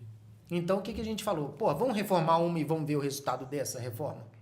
Aí a gente reformou ela inteira e vimos que ficava mais barato do que ficar corrigindo o tempo inteiro. A operação achou lindo. É lógico. Aí, quando eu saí de lá, a gente já tinha reformado 4. Não sei quantas reformaram mais. Mas estava sucateado um equipamento que tem alto risco de segurança, Claro. tudo. Então, mas vai lá, continua. Estava no plano de manutenção. Aí você criou o plano de manutenção, você começou a rodar o plano de manutenção, e aí você já entra com a parte de programação. Né? Então, por exemplo, comecei a rodar as inspeções. Então, o inspetor vai lá na máquina, que às vezes, pelo menos no pré-fabricado, onde a gente trabalhou, nós criamos a função de inspetor, que era específico que fazia essa função de inspecionar, mas muitas vezes, no início, a gente pegava um cara da manutenção, um mecânico bom, cuidadoso, um eletricista também, para poder executar aquelas OS. Ele identificava qual que era o problema. Por exemplo, vou numa máquina que está faltando correia. Então a gente pedia, cara, está faltando uma correia e qual que é a correia ele especificava. Então, Desculpa, e a mesma lógica de falar assim, quando que eu preciso de um inspetor dedicado? Você preenche 40 horas dele? Então deixa ele dedicado. Entendi. Que é melhor ter um cara só para isso, porque ele vai se especializar nisso. Ele vai ter um olhar mais clínico do que você distribuir as ordens de serviço. E a tendência, se você não tem um cara dedicado, é você começar a usar o cara, às vezes, para rotina. Aí você esquece de fazer o trabalho, que, na verdade, vai te ajudar a evitar que você caia no problema de rotina de corretivo depois. Entendeu? Entendi. Então, ele vai fazer a inspeção, quer ver, ir no equipamento antes dele falhar, ele vai listar aquelas atividades que ele está vendo. O ideal é que, se possível, ele já especifique os materiais. Vai abrir uma ordem de serviço no sistema. A gente começou inicialmente com o Excel, depois a gente foi para um software, um CMMS, né, com software de manutenção. E aí o planejador de manutenção é o cara, beleza, olha, eu sei que na ponte tal eu vou precisar da correia tal, na máquina de solda ela está parada, eu vou precisar ali de um transformador, por exemplo. Ok, é alguma coisa que é de estoque, não é de estoque. Se for de estoque, ele já vai lá, já reserva o material, e aí ele transforma essa OS para planejada. Eu vou explicar o motivo. Só abrir um parênteses também. Toda gestão de materiais é também um negócio gigantesco que está sob a gestão de manutenção. Então, saber qual material ou não manter em estoque ou não, etc. Exato. E tem materiais de estoque, tem materiais de compra que vão passar para aprovação e tem materiais de compra direta, que é a caneta ali no vizinho, que você acha, que é item de baixo valor. Então, tudo isso tem também uma estratégia que compõe essa parte que o Eymar está falando. Então, ele vai fazer essa parte, por exemplo, que é a reserva de material, se já for de estoque. Agora, se não for, aí ele vai ter que... Ou ele abre a requisição de material, que às vezes ele vai fazer no próprio RP. Tem empresa que você abre direto no almoxarifado. Tem empresa que você vai conversar com o pessoal de suprimentos. Aí vai depender muito da situação. Mas o cara ele tem que fazer o pedido e vai ter que fazer o follow-up também. Porque uma vez que ele faz... Uma vez que o material já chegou, reservou, tá aqui, beleza, já está separado. Ou então o material, ele foi para... Fiz a solicitação, ele já chegou na planta, aí a OS ela vai estar considerada como planejada. Ou seja, os recursos que eu preciso, que não só material, mas como às vezes uma ferramenta específica, algum serviço, que pode ser uma usinagem, e a mão de obra, que às vezes vai ser a própria sua ali, aquele recurso já está separado naquela OS. Ou seja, o cara que vai colocar no calendário, que vai programar o que vai ser feito na próxima semana, por exemplo, ele vai considerar somente as OS que o cara falou assim, cara, já tem todos os recursos já separados. Para quê? Cara, não vou parar uma central de concreto, abrir um misturador, Você tá não tem faltando. rolamento lá. Entendi. Assim, a gente tá rindo, Parece parece que é lógico, lógico, né? mas no dia a dia não é. Exato. Não é. Temos que trocar o cabo de aço da ponte rolante. Desce, tira o cabo. Cadê e o agora, cabo? cadê o outro cabo? Não tem, Compra não. lá. De fato. Exato. E aí, uma vez que você, né, passou por essa etapa de planejamento, programação, aí você você vai fazer os levantamentos dos indicadores, né? A gente, de maneira específica, a gente utiliza, ao invés de utilizar o PDCA, a gente utiliza o CapDo. Então, primeiro, a gente começa a medir os indicadores e aí ver qual que vai ser o valor que ele vai dar pra gente, entendeu? Então, por exemplo, quando a gente começou a utilizar a programação semanal, cara, a gente estava cumprindo 20% da nossa programação no início. Cara, beleza, então é 20%. Então, o que é uma meta plausível inicial? Vamos passar tipo, uns 50%, que é melhor do que 20%? Lógico. Então, o que eu preciso fazer para poder chegar e aumentar de 20%, por exemplo, para 50%? Porque, às vezes, cara, o ideal, por exemplo, se eu for pegar um benchmark de mercado, muitas vezes, meu benchmark de disponibilidade de máquina, sei lá, para construção civil, vamos supor que seja 95%. Cara, mas eu não posso utilizar um benchmark agora porque eu ainda tenho um processo de implementação. Okay. E isso é interessante, né? Você tem implementação, você fez a programação da forma que deu, às vezes ficou bem bonita e tal, e cumpriu 20%. Aí a maioria vai falar assim, putz, velho, não adianta nada, velho. Porra, 20%... Cara, você não fazia nada, você era zero. Você não tinha nem você saiu do zero e foi Você pra não sabia 20. nem quanto fazia. Você tá nem saiu do medindo. 20. Como é que você... Exato. E aí você vai entrar num processo de melhoria, num processo que é um ciclo, né? A gente chama de ciclo vicioso. Contínuo ali, Porque virtuoso. Virtuoso. Pô, ciclo virtuoso. Porque você vai ter o plano de 52 semanas, que vai ser gerado, vai alimentar o seu backlog. Nesse backlog vai vir também solicitações de serviço, que aí não é só atividades que vão vir das inspeções, mas, por exemplo, o supervisor da manutenção da produção passou lá e falou que quebrou a mesa lá. Uma telha que está, por exemplo, que está com vazamento, uma máquina que às vezes está com problema na botoeira, por exemplo. Então essa demanda também ela vem, essa demanda para manutenção, uma vez que identificado que realmente precisa executar, transforma essa solicitação numa OS, que vai para essa caixa d'água que o Igor falou. Certo. O planejador toda semana vai planejar o máximo de ordens civis que ele tem, que é prover o recurso para elas. O programador vai executar, vai programar, executa, e esse é o ciclo que nunca para, de rotina de manutenção. Entendeu? Então, a grosso modo, seria isso. É simples, então. Não é? Não, a metodologia padrão, assim, não tem nada tão complexo. Não tem uma integral derivada, não é mas isso. tô falando, se o cara se fizer o básico bem feito, ele consegue resolver muita coisa. Porque isso aí, o que você traçou, são etapas. Porque se o cara tem pelo menos o cadastro de equipamento, ele já está melhor do que o que não tem nada. Carlos, hoje quando a gente vai implementar o Melvin num cliente, a gente usa exatamente essa metodologia. É a mesma. Aliás, se você não tiver treinamento nenhum, pegar o Melvin e sair preenchendo as coisas, você vai fazer isso de forma intuitiva. Se o cara pegar, por exemplo, hoje a gente manda toda reunião que a gente tem de implementação, a gente manda um e-mail pro cliente falando o que ele aprendeu, o que ele desenvolveu, qual que é a tarefa muitas vezes que ele vai ter ali entre uma reunião e outra. Se ele pegar, são 11 reuniões padrões que a gente tem hoje. Pode variar de uma para outra, mas basicamente seriam 11. Se ele pegar essas 11 reuniões para trás, vai estar exatamente desenhada essa metodologia para ele poder fazer. Agora, explica o que é o Melvin, porque senão você vai falar do Melvin, vocês falam. Mas deixa eu falar uma coisa antes do Melvin. Fala antes. É que assim, eu acho que tem algumas particularidades do pré-fabricado para execução de manutenção que eu acho que é interessante pontuar bom. Foram os principais, talvez, desafios nossos lá. Que equipamentos que o operador está muito próximo a ele, operando. Então, tem influência direta do operador. Tipo, central de concreto, bomba de proteção, extrusora. Okay. Você tem muita chance de falha causada pela operação. Má operação. Má operação. Esse é um ponto. Porém, o que a gente viu também? Que faltava muito conhecimento da manutenção em várias coisas. Porque, assim, entenda que, cara, o operador, ele tá ali produzindo. Então, ele entende muito mais de concreto do que de equipamento, ainda que ele utilize qualquer equipamento. E ele não é técnico o suficiente para fazer uma análise que o pessoal da manutenção faz. Então, 2 exemplos. Um da bomba de proteção. Bomba de proteção quebrava muito Castanha. a castanha. É aquela garra que pega, né, a cordoalha. Tá. Aquela garrinha, Ok. são 3... É tipo Sim. uma furadeira. Que é a castanha. Aquela mesma... É, isso. sim.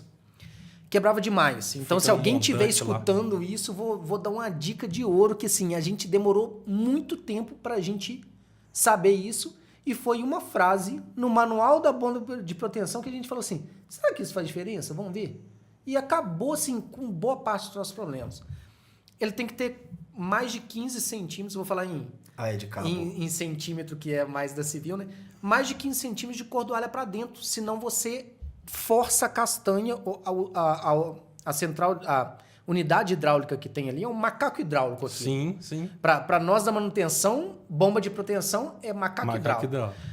Então, o macaco hidráulico ele força demais a castanha e vai fazer a pressão na castanha e não na cordoalha. Pra dentro tem que então, ter no para mínimo dentro 15. tem que ter no mínimo 15 dentro centímetros. do macaco. O final, Pra dentro do o macaco. final da pisa tá aqui. Certo. Aí o cabo excedente que você vai usar para poder puxar tem que ter pelo menos 15 Ah, pra você tá, poder conseguir ok. puxar. Isso. Tem que ter 15 Pra centímetros dentro. para dentro da pra bomba. dentro da proteção. bomba. Exato. Para dentro da cordoalha. E às vezes o cara pegava só a pontinha Só a ali, pontinha. 5 Cara, centímetros. O que a gente fez? Nós fizemos um A4, uma folha de papel, fizemos um desenhozinho, colocamos 15 centímetros, penduramos ali na cabeceira LPP, da um pista. gabarito. LPP, lição gabarito. ponto a ponto. Dizendo ali todo passo a passo.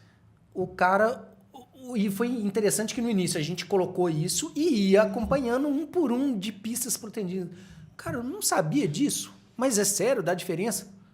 Vamos fazer junto. Estamos aprendendo junto. E acabaram de quebrar as castanhas. Olha só.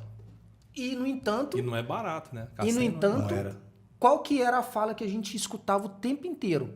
Era toda a equipe de manutenção falando assim, mas os caras também não sabem operar o negócio, quebra todo dia.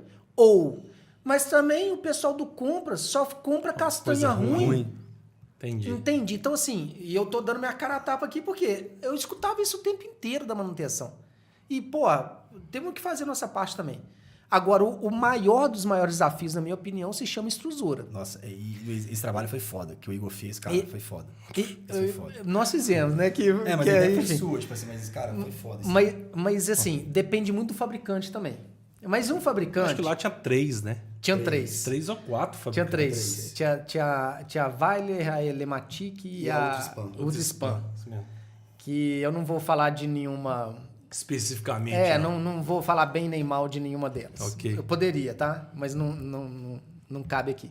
Mas é o seguinte, em uma dessas fabricantes, a gente tinha sempre problema e o problema aparece na laje, né? Não é na extrusora. No produto. Problema de extrusora em relação à manutenção, em relação à mecânica e tal, não tem muito não. Nos mancais ali, na corrente, no que faz a transmissão, não tem muito. Agora, problema na laje tem o tempo inteiro, todo dia. Nossa, eu vivi muito aquilo ali.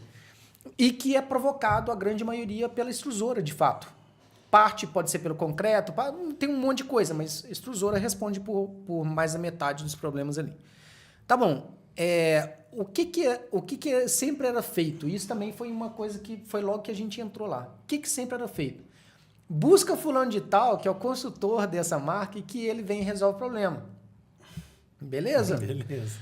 Temos um problema, velho. Busca esse cara aí. Só que é o seguinte, nós vamos buscar ele uma única vez, porque nós vamos aprender o que esse cara faz aí. Que não deve ter um negócio da NASA aqui. O equipamento tem uma mágica que relativamente encosta a simples. mão. Quando eu vi o cara fazendo, e aí eu falei na época, Emar, gruda nesse cara e nós vamos aprender o que esse cara tá fazendo e Anota tal. tudo que ele fizer na máquina. Porque é um cara muito Que hora técnico. que ele almoça. Porque é um cara que muito hora que ele técnico. vai no banho. Só que assim, bicho, precisou assim de uma meia hora para entender o que o cara faz pro Emar voltar para a sala de novo para procedimentar o negócio, que no final das contas é o seguinte, a extrusora, ela pede como é que fala quando é de um lado igual ao do outro? Espelhado. Simetria? Simetria. Isso. Ela pede simetria. Mas simetria com trena. Não é nem com paquímetro, não é nem a nível de milímetro, é a nível de centímetro. O cara fazia as medições na trena, o tempo inteiro na trena. Então é o seguinte, tem as facas laterais ali, que elas têm que ser posicionadas de acordo com a estrutura com a largura que você tá concretando. Dali para o centro, você vai medindo. Qual que é a medida da faca lateral Que faz primeira aquela... rosca, não lembro se é faca isso. lateral exatamente, mas era faca que faz lateral. Para poder fazer o acabamento. o acabamento lateral. Qual que é a distância da faca lateral entre a primeira rosca? Qual que é a distância entre a faca lateral direita e agora de esquerda com a primeira rosca esquerda? E aí vai fazendo as medições e elas têm que estar bem simétricas ali. E, velho, o cara fazia isso. Só que qual que é a tendência? A tendência é que tá tudo regulado, bonitinho? Tá. Coloca para produzir. Agora desregulou um pouco essa. Ao invés de você regular a máquina inteira de novo, porque tem que ter essa simetria, não. Coloca a gambiarrinha ali, que geralmente é com solda meu Deus. Que é tudo... Solda é mais difícil de você reverter. Ok. Vai precisar de lixadeira e tal. Mas mexia só no problema, que gerava outro problema em decorrência disso, porque ela deixou a simetria dela. E aí, assim... cara, isso é um dos principais problemas que a gente viveu na manutenção, mas que, na verdade, é de qualidade da peça. Entendi. Mas refletida pelo equipamento. Então, o que a gente aprendeu com tudo isso, e que no pré-fabricado tem um valor gigantesco, é que, cara, você não precisa de muitos controles. Você só precisa de deixar ela bem simétrica em relação a tudo isso, em relação a todas as medidas, principalmente das roscas que formam os alvéolos. E, assim, Provavelmente depois eu vou até ver, porque provavelmente hoje já deve ter tecnologia que resolveu parte disso, provavelmente. Na minha opinião, essa daqui, a tecnologia estava na máquina. Troca a máquina. Justamente, não tô precisaria falando que... dessa tecnologia de máquina, entendeu? Tanto que outro fabricante a gente não tinha esse problema. Não tinha esse problema. Entendi. É porque, na verdade, assim, de uma maneira para poder associar, é porque existe um outro ponto nessa máquina também, porque ela tinha várias variáveis. Então, por exemplo, se a rosca desgastava, então uma maneira que você tinha também de compensar o desgaste das roscas é aumentando a velocidade do carrinho, porque já caía mais concreto. Então, você mexia, além das dimensões, você ainda mexia nas velocidades. Entendi. Então, acabava que, por exemplo, era uma outra parametrização que você tinha. E acabava também que, tipo assim, as velocidades das roscas do lado de fora era diferente das roscas de dentro. Então, era muita coisa que você tinha que fazer. Aí tinha uma outra máquina que, na verdade, você não tinha tanta parametrização. É como se você pegasse um... Cara, seria um iPhone e um Android. Vamos dizer assim. O Android, você pode baixar muita coisa, você pode mexer, sistema operacional te permite que faça isso. Cara, você tem um outro, que, pelo menos pra mim, que era o iOS, que, cara, você não tem tanto bloqueio do negócio. Não sei se é melhor a analogia, Lá mas... vem ele. Mas Vou colocar uma foto do celular e uma máquina fotográfica. Máquina lógico. fotográfica nem todo mundo sabe mexer, tal. É mais, não, agora o tem mais iPhone 15, meu parametrizações. Deus do céu. tem mais parametrizações. Cara, se você deixa muita coisa pro cara parametrizar, e às vezes complica. E às vezes é o que o Igor falou, às vezes o cara que é contratado para poder operar a máquina... Ele não vai ter esse conhecimento técnico. O cara não tem conhecimento técnico. Então, assim, ele pode estar nas melhores intenções, como da maioria das vezes tem, só que alguém não chegou para ele e falou assim, cara, não, na verdade você tem que fazer dessa forma. Entendi. Entendeu? Não mexe nisso. Não aperta o botão vermelho. Apertei. É isso. Mas foi uma grande virada, porque a gente procedimentou tudo. Legal. Procedimentou tudo e, cara, E sabe o que foi o procedimento? O Eymar voltou para a sala, desenhou no CAD a uma vista superior das roscas, mostrando as dimensões. Padrão. Só, cara, mais uma vez, resolveu numa folha A4. A gente pendurou, tivemos que trocar a equipe lá também por vícios passados, trocamos, e o cara novo seguia aquele procedimento e rodava. Entendi. Melhorou bastante. Eu não digo que, para mim, melhoraria por completo trocando o equipamento mesmo, assim, por outro fabricante, porque para mim aquele projeto tem outros melhores. E aproveitar a oportunidade de falar de troca de equipamento, porque houve uma situação lá que, cara, quando você trabalha numa empresa que ela é subordinada, a manutenção é subordinada muitas vezes à produção, muitas vezes o time de manutenção ele é subestimado e ele não é convidado a tomar decisões dentro da empresa também, em N aspectos. Por que eu estou dizendo isso? A gente, na ocasião, eu lembro que a empresa ela estava fazendo uma expansão de fábrica e ela conseguiu um financiamento pelo Finam, não sei na época, e que a gente iria... E aí descobrimos que uma extrusora tinha sido comprada. Então, primeiro momento de tensão, né? Qual que foi comprada? Entendeu? Então, assim, foi comprada, na verdade, a que a gente já esperava, né? Que a gente gostaria. Cara, beleza, tá excelente então. Então, vamos lá. Aí foi fazer comissionamento da máquina. Primeiro que não estava regulada para a pista, a largura da pista. E os motores elétricos zerados, novinhos, vieram com a tensão diferente do galpão. Detalhe, fabricante canadense. O dono da empresa veio fazer o comissionamento da máquina. Nós tivemos que tirar o motor da máquina e mandar rebobinar ele na tensão correta. Novo, né? Novo. Não, motorzinho não. Não era motorzinho, não. Eram 4 motores, 2 motores dessa máquina que tinha para abraçamento das roscas. Então, assim, é uma situação, assim, como aqui está mais para as pessoas de pré-fabricado, isso acontece muitas vezes em outras empresas, outros segmentos, mas acho que pré-fabricado existe uma tendência, porque existem características de empresas, né? Que muitas vezes ela é, às vezes, uma empresa familiar, às vezes ela é uma empresa ali que a manutenção ainda está subordinada à produção, ainda não estão pareados, vamos dizer assim, a manutenção com a produção. E, cara, nos momentos desse que às vezes a empresa perde dinheiro por envolver alguém ali, talvez por subestimar, ou talvez por questão da cultura mesmo ali que permanece daquele jeito, mas, cara, vai fazer um projeto novo, tem que chamar o pessoal para poder... Quem vai cuidar, ué? E aí, puxando esse gancho, o alinhamento também, né? De produção com manutenção, tudo. A gente era muito alinhado. E assim, era alinhado ao ponto de, muitas vezes, eu sentar com vocês lá e falar assim, velho, a gente já fez isso na máquina e ainda continua tal. Me ajuda, porque assim... às vezes não é mais a máquina, às vezes é produção, às vezes está no concreto, às vezes é outra coisa. O concreto está muito úmido, às vezes. Porque, de fato, laje concretada com extrusora, se deu problema na laje, a primeira coisa que você vai ver é na extrusora mesmo. Mas às vezes não está lá, e, enfim. Então tem que ter um alinhamento muito bom. É um produto um pouco mais delicado. A tecnologia avançou bem, hoje está um pouco melhor. Questão de maquinário, porque a gente está falando de... E de concreto também, né? Porque concreto ajuda muito. E é aquele negócio também. Uma extrusora trabalhava com um tipo de concreto, outro com outro. Mudava muito, né? Esse também era um outro problema dessa máquina que eu estou falando. A que foi comprada, usava um concreto um pouco mais fluido, né? Mais molhado. Essa pedia um concreto mais seco, essa que era difícil de regular. Né? E aí, putz, é mais difícil. Mais difícil acertar. Jeito. Bota mais 2 litros de água aí. Diminui um litro.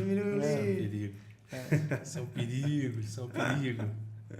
Cara, mas assim, a gente já tá chegando no final e aí você não falou sobre o Melvin. Então, o Melvin. O Melvin nasceu das planilhas de Excel lá na Premo, naquela época. A base foi lá. Então, o Melvin é um software de gerenciamento de manutenção para ativos em geral. A gestão de manutenção é a mesma, então a gente pode controlar manutenção de equipamento industrial, de um automóvel, de uma edificação, da forma que for. E a gente colocou tudo que a gente acredita que deu certo na prática e sem muita enrolação. Entendi. Então, ou seja, hoje é um software que ele é completo o suficiente para você ter todas as ferramentas possíveis para fazer a gestão lá. Tanto fazer toda essa rotina aí que o Aimar está falando, quanto também a parte de engenharia, por exemplo, tem análise de falha lá dentro. Então, hoje é bem completo. Quando a gente vai para ERPs no mercado, tipo TOTOS, SAP, etc., um módulo é o de manutenção. Tem outro módulo de materiais, que é controle de estoque e tal. Isso já tem tudo no Melvin. Legal. Então, o Melvin já cerca toda essa gestão, porque a gente entende que é parte da gestão de manutenção também. E a gente trouxe para o Melvin algumas coisas assim. Primeiro, desburocratizar os processos e desburocratizar parte da implementação também. Você vê, são 11 reuniões apenas. Para implantação. A gente sabe que é demorado e tudo. E no nosso caso, a gente fez várias dessas condições. Vou copiar e colar informações de equipamento para outro, coisa do tipo também. Então, desde a implementação a toda parte de girar a rotina. Segunda coisa que, assim, ainda mais comparado com 2009, cara, a gente trouxe todas as tecnologias possíveis e vem trazendo todas as tecnologias possíveis, ainda mais com Indústria 4.0, tudo para o Melvin. Então, por exemplo, não tem papel mais. Faz tudo do celular. Faz leitura do QR Code pelo celular, executa pelo celular e tudo dá para... E tá tudo na nuvem. Ou seja, o cara encerrou uma ordem de serviço agora o backlog já está outro. Tem vários clientes nossos usando a televisão como gestão à vista, com a própria tela do Melvin, né? Com os indicadores e tudo mais. Legal. E a gente está vindo ainda com inteligência artificial para previsão de falha baseada em ordem de serviço, inteligência artificial para ajudar na confecção do cronograma, na programação. Então, estamos vindo com várias tecnologias IoT para plugar no próprio software, sensores de vibração e temperatura. Então, trazendo todos os aparatos possíveis aí para fazer uma gestão correta dos equipamentos. Só linkar uma coisa que o Igor falou, porque a gente falou aqui da preditiva, né? Okay. Que é para predizer a falha, né? Uma falha. A ideia é que a gente consiga fazer isso com a inteligência artificial. Entendi. Porque por mais que às vezes a empresa ela não tenha... Se a empresa ela tem orçamento muitas vezes para poder contratar uma preditiva, ela não vai contratar para todos os equipamentos. Ok. Porque é uma tecnologia que Mais até mesmo para uma caro. empresa grande é mais cara. Só que o que a gente pensou foi, cara, mas olha o tanto de dado que você não coloca ali de informações. Você tem plano de manutenção rodando, você tem tempo de parada de máquina que está lá, você tem o tempo que o cara gastou para manutenção, quais materiais. Então a ideia é que a inteligência artificial fale, cara, se você não mexer no seu equipamento, atuar nele, ele vai quebrar Em tantas horas, possibilidade de dias. X% de quebrar em tantos dias, entendeu? Legal demais. Nesse caso, só para ser mais específico, é um projeto de 1 ano e meio em parceria com a Embrapi, Sebrae e a Universidade Federal de Goiás. Está finalizando agora em março, então a gente está colocando em produção agora, já está funcionando e a gente está tendo mais de 70% de assertividade em quando a falha vai acontecer, baseado nas ordens de serviço. É claro que as ordens de serviço têm que ser abertas corretamente, tem que fazer para casa, tudo para a coisa acontecer. Nunca que vai acertar, haja inteligência artificial. Sem dados, sem informação, não tem jeito. É isso aí. Cara, te agradecer. Você quer deixar uma mensagem final aí pra galera que tá escutando? Quer? Motivacional? Eu? Não, eu não sei. Do nosso eu da indústria também.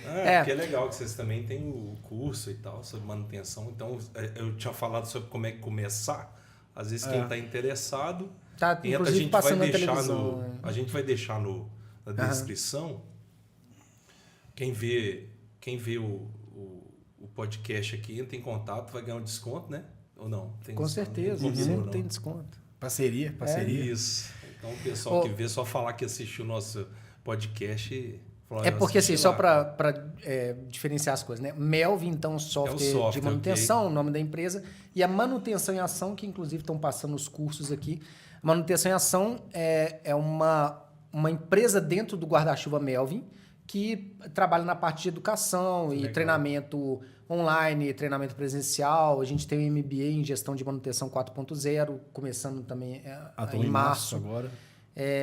Consultoria também, muitas vezes Então, quem estiver escutando, quiser se especializar nisso, vai entrar lá que vai estar diretamente ligado à manutenção. Exatamente. Todo Agora, conteúdo. uma mensagem motivacional para o pessoal do pré-fabricado de manutenção. Pronto.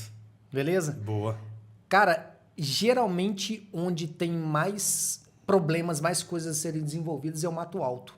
Então, é muito mais fácil sair de um 0% para 80% do que do 80 para 90, do 90 para 91. Entende? Então, assim, eu vejo onde a maioria vê problema ali, eu vejo a oportunidade gigantesca de crescimento profissional, de mostrar mesmo a metodologia e essa implementação, tudo que a gente falou, é muito mais fácil de implementar nesses cenários do que num cenário onde já está tudo mais ou menos organizado, entendeu? Então, isso para mim é uma oportunidade gigante. Acho que complementando aqui, eu lembrei de um negócio que eu acho que é legal compartilhar, porque eu lembro que quando o Igor me contratou, ele me levou para conversar com o Fabrício. E o Fabrício falou um negócio que, cara, é a mais pura verdade, e eu senti isso muito depois que eu saí da Prêmio, eu fui para uma empresa muito grande. E lá ele falou comigo assim, cara, Eymar, 2 coisas que você precisa saber aqui. Primeiro ponto, cara, qual que é o ponto A onde a gente está e o ponto B onde quer chegar. Esse é um ponto muito importante. E outro ponto que você tem que enxergar é o seguinte, cara, aqui, pela situação que está, você pode testar as coisas, você pode validar. Então, aqui pode ser o seu laboratório, muitas vezes, de fazer o seu processo de implementação. Uma coisa que o Igor falou, né? Era uma empresa que tinha área de projetos, então eu consegui uma licença de AutoCAD. Quando eu mudei de empresa, eu assim, cara, eu preciso desenhar uma peça aqui para mandar fazer. Como que eu faço? Não, tem, mas aí eu tenho que abrir um chamado no SAP para o time de engenharia poder desenvolver, que vai contratar um terceiro, abrir uma requisição de compra, faz 3 cotações, faz o pedido.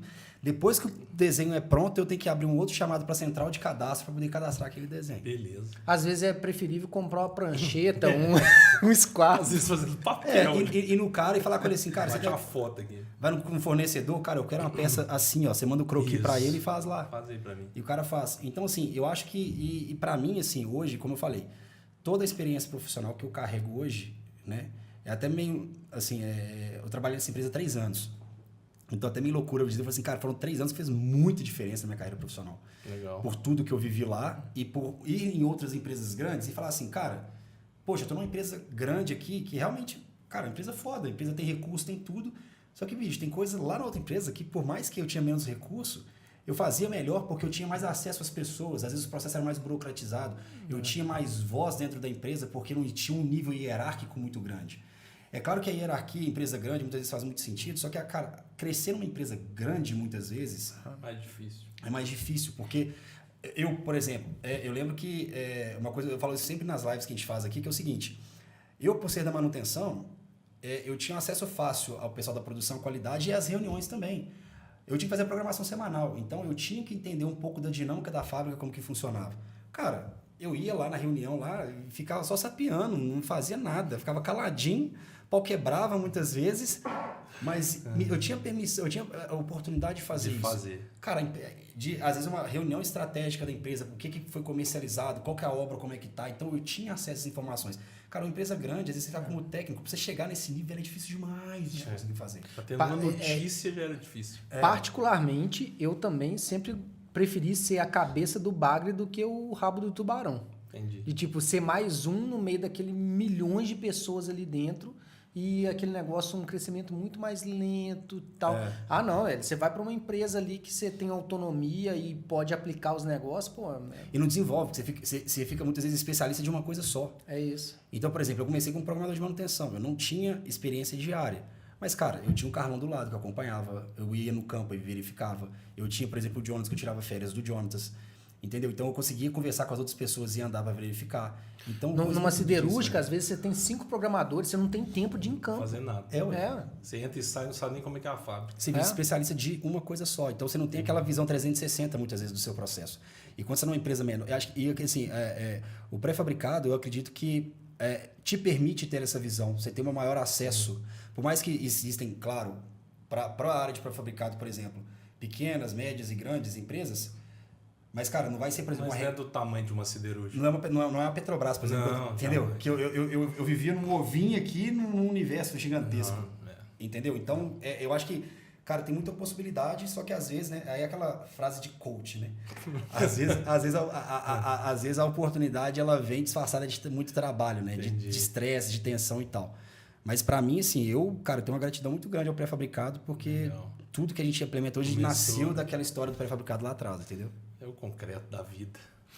E por fim, que o Eric colocou aqui, é o Eu na Indústria Podcast, que semanalmente também a gente faz o podcast aqui, trazendo convidados da área de manutenção, gestão de manutenção, da indústria em geral, né? Sim. Que inclusive você já teve lá também como convidado, né? E tem as lives também terça-feira, que aí as lives nossas são basicamente assuntos que a gente pega da área de manutenção, que, cara, manutenção é manutenção em qualquer lugar. Vai ter umas características diferentes da indústria ali, mas de maneira geral... É o mesmo processo. É a mesma coisa, entendeu? Legal. Obrigado, Igor. Valeu demais mais uma vez, né? Valeu pela presença aí, show de bola, pelo papo. E é isso aí. Então, pessoal, continuem aí na nossa visualização, né? Acompanhando os nossos podcasts aí. A gente sempre trazendo assuntos aí da área de pré-fabricado. Então, compartilhe esse vídeo, curta aí, comente, se tiver qualquer dúvida, pode mandar. A gente tem os nossos outros canais aí de Instagram, Facebook, pode ligar, entrar em contato que a gente está à disposição para poder ajudar, tá bom? Então, obrigado aí, até o próximo nosso Precast aí. Um grande abraço, valeu! Show!